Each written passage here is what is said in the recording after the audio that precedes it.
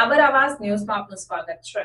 ભારે વરસાદના કારણે સાબરકાંઠા જિલ્લાના તલોદ તાલુકામાં આવેલ ગોરા સેવા સહકારી મંડળીને થયું આર્થિક નુકસાન। તારીખ 6 સપ્ટેમ્બર 2024ને શુક્રવારના રોજ સવારે 8 વાગે ગોરા સેવા સહકારી મંડળીના ચેરમેન દ્વારા જાહેર કરવામાં આવ્યું હતું કે તેમની મંડળીના ગોડાઉનમાં 250 થી 300 થેલી ડીએપી ખાતર અને જંતુનાશક દવાઓ તથા યુરિયા ખાતર, સલ્ફેટ, પોટાશ, ફોસ્ફરસના જથ્થામાં વરસાદ વધુ પ્રમાણમાં હોવાથી પાણીનો નિકાલ નથી, જેથી આર્થિક નુકસાની વેઠવી પડે તેવી સ્થિતિ સર્જાઈ છે।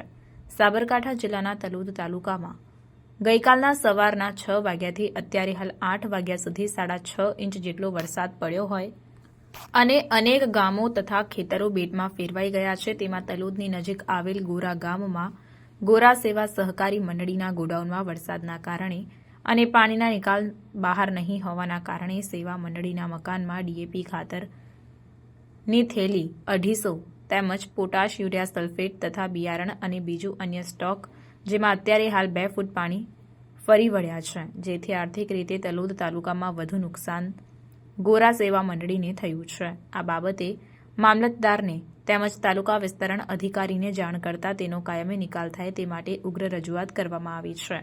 ગોરા સેવા મંડળના ચેરમેન મારફતે કિસાન સંઘના પ્રમુખને જાણ કરતા મામલતદાર અને તાલુકા વિકાસ અધિકારીને જાણ કરતા આગળની કાર્યવાહી હાથ ધરવામાં આવી છે। રિપોર્ટર મિનેશભાઈ વ્યાસ, તલોદ। આવા ન્યૂઝ જોવા માટે સાબર આવાસ યુટ્યુબ ચેનલને સબસ્ક્રાઇબ કરો અને લાઇક કરો, જેથી હવે પછીના દરેક સમાચાર સબસ્ક્રાઇબ કરેલા હશે તેઓને નવા સમાચારની માહિતી મળી જશે।